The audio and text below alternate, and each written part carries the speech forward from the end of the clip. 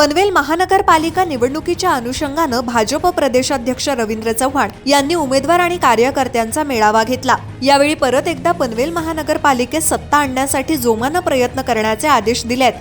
दुसरीकडे महाविकास आघाडी कोणत्या चिन्हावर लढायचं या गोंधळात असल्याचा आरोप आमदार प्रशांत ठाकूर यांनी केलाय। महायुतीला चांगलं यश मिळणार असून महाविकास आघाडी परत एकदा तोंडघाशी पडणार असल्याचं प्रशांत ठाकूर यांनी स्पष्ट केलंय। या महाराष्ट्राचे भारतीय जनता पार्टीचे प्रदेशाध्यक्ष रवींद्र चव्हाण म्हणजे एक मोठी ताकद आहे। कार्यकर्त्यांशी संवाद साधायला त्यांचं येणं हे आम्हा सर्व कार्यकर्त्यांना प्रचंड ऊर्जा देणार आहे आणि त्यामुळे त्यांनी एका अर्थानं आमच्या निवडणुकीमध्ये कार्यकर्त्यांची ही संवाद बैठक घेऊन आम्हाला जिंकण्याची ताकद दिलेली आहे।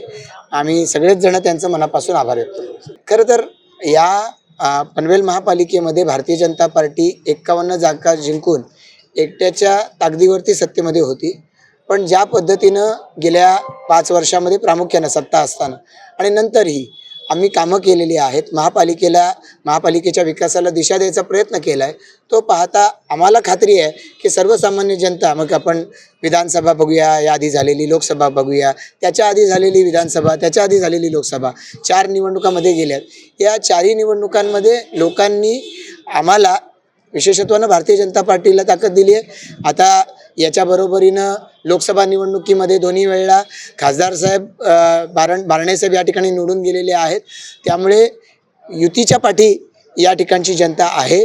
आज महायुती म्हणून राष्ट्रवादी, RPI असे आम्ही सगळे सोबत जातोय, त्यामुळे या सगळ्यांना मानणारा मोठा वर्ग या महापालिकेच्या हद्दीमध्ये आहे। कामही आहेत आणि जनसंपर्कही आहे, या दोन्हीच्या आधारे आम्ही नक्कीच जिंकू आणि पूर्वीपेक्षा मोठा विजय मिळतो। आता कार्यकर्त्यांशी बोलताना कार्यकर्त्यांना खुलवणं, त्यांना बोलणं हे चव्हाण साहेब सातत्यानं करत आलेले आहेत। कार्यकर्त्याला विश्वास कसा द्यावा, आधार कसा आणि कार्यकर्त्याच्या चेहऱ्यावर हास्य कसं आणावं हे चव्हाण साहेबच ओळखतात। त्यांचे संकेत त्यांना माहिती, मला स्पष्ट कल्पना नाही। महाविकास आघाडी या ठिकाणी लढत असताना आपण जर पाहिलं तर एकच चिन्ह एका वॉर्डात घेणं वगैरे वगैरे असे प्रयत्न करून एका पक्षाच्या नेत्याला दुसऱ्या पक्षाच्या चिन्हावर लढायला लावायचं, म्हणजे इतपत अगतिकता त्यांच्या या महाविकास आघाडीमध्ये दिसते की त्यांना विजयाचा विश्वास नाही आणि काही करून भारतीय जनता पार्टी महायुतीला थोपवायचं आहे, केवळ हेच उद्दिष्ट आहे। ह्याच्यामागे लोकांची सेवा उद्दिष्ट नाही, लोकांच्यासाठी काही करण्याचं व्हिजन नाही आणि त्यामुळे मला असं वाटतं की महाविकास आघाडी हा नेहमी दरवेळेला निवडणूक सुरू झाल्यापासून निवडणूक संपेपर्यंतचा शो राहतो आणि मग त्याच्यानंतर त्याच्या दरम्यान आणि त्याच्यानंतर लोकांची करमणूक होत राहते।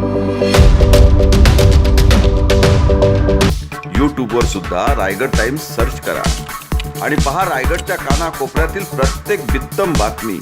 आणि हो, लगेच सबस्क्राईब बटनवर क्लिक करायला विसरू नका।